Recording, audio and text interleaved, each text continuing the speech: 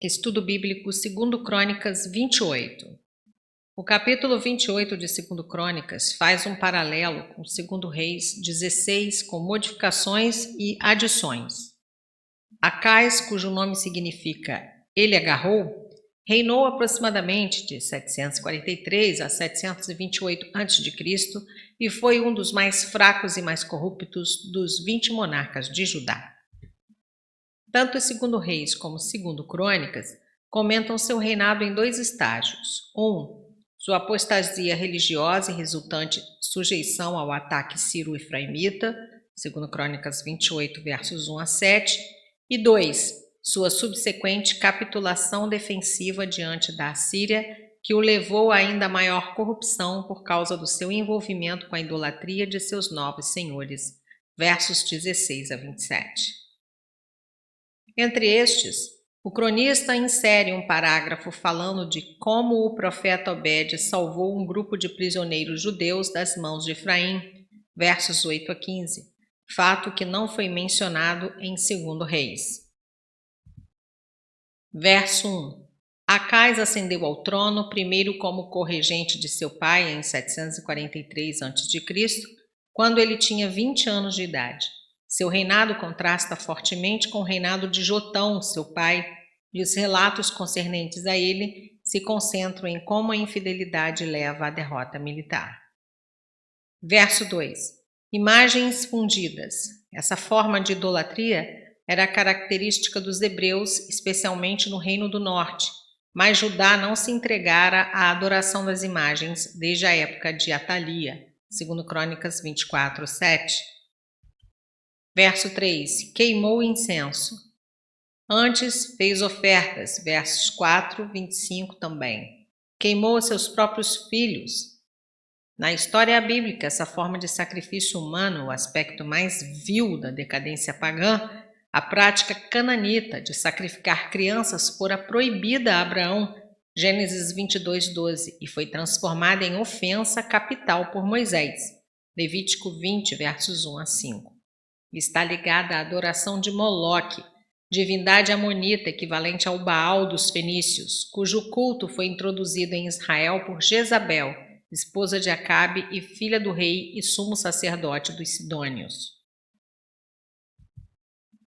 Verso 4. Nos altos e outeiros são os lugares onde se adoravam as divindades da natureza, aos Baalins, cujo culto se propagava entre os cananeus em geral.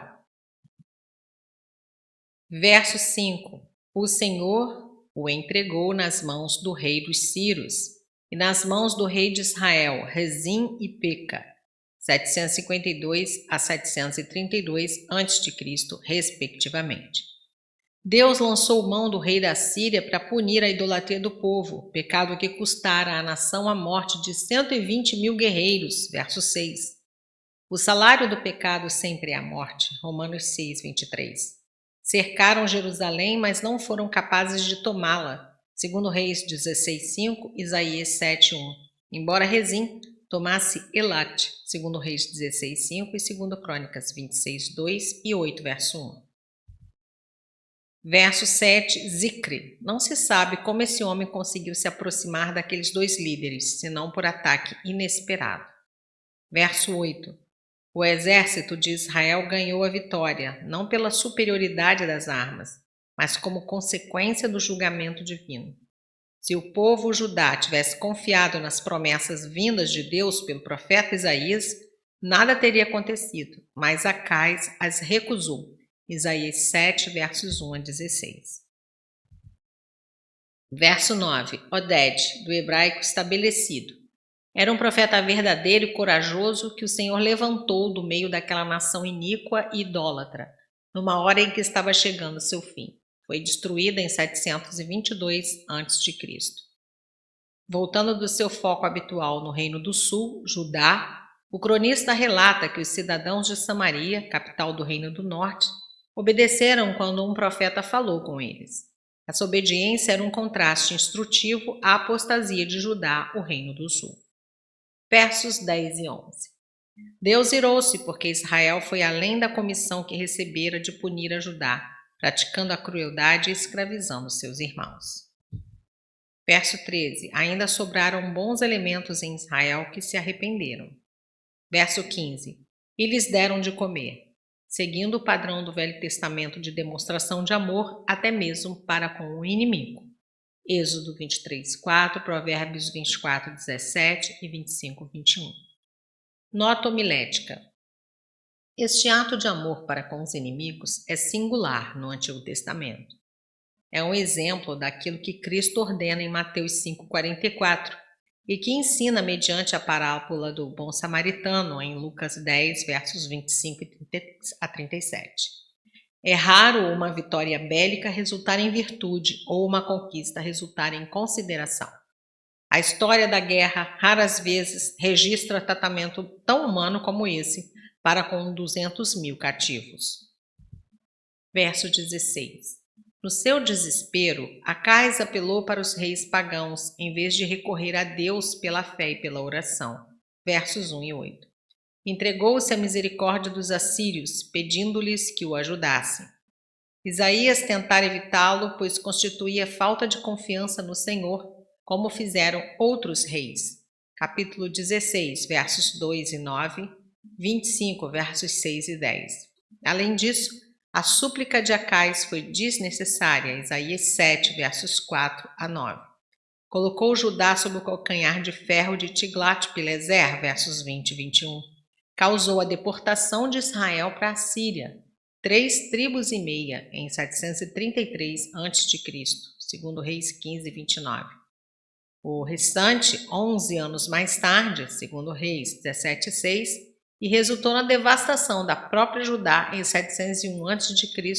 pelos exércitos de Senaqueribe, segundo Reis 18, 13. Verso 17. Vieram de novo os edomitas e derrotaram a Judá, pois Edom estava sempre pronto a se aproveitar da desgraça de Judá. Capítulo 20, verso 22 e 21, verso 8. Este ataque talvez fosse provocado pelas profecias de Obadias, verso 11, e Joel, capítulo 3, verso 19. Verso 19. O castigo de Acais continua, mas este não se corrigiu antes, entregou-se ainda mais à idolatria. Verso 20. O socorro que vem dos poderes do mundo causa mais aflições. Verso 21. As pessoas do mundo agem sempre assim, exigem tudo quanto se lhes pode dar, retribuindo com angústias e dificuldades ao doador. Verso 23. Acais chegou ao cúmulo de dar maior valor aos ídolos dos inimigos do seu povo do que ao próprio grande profeta nacional Isaías no decurso daquela crise. Isaías 7. Verso 24. Por esse ato, o rei suspendeu o culto público que a nação prestava ao único Deus verdadeiro, privando sua nação da fonte de bênçãos. Verso 25. O zelo do rei em promover religiões falsas é comparável ao zelo que Satanás inspira na promoção de heresias, infidelidades e práticas antibíblicas. O verdadeiro crente deve buscar em Cristo um zelo ainda maior para proclamar a verdade sobre o Senhor Jesus, a única vereda da salvação. Verso 27. Não o puseram nos sepulcros dos reis. Para harmonizar com 2 Reis 16, 20, veja 2 Crônicas 24, 25. Ezequias reinou em seu lugar. A insatisfação com Acais parece ter forçado Ezequias a assumir o poder em 728 a.C., segundo Reis 18, versos 9 e 10, 3 anos antes de sua coroação oficial.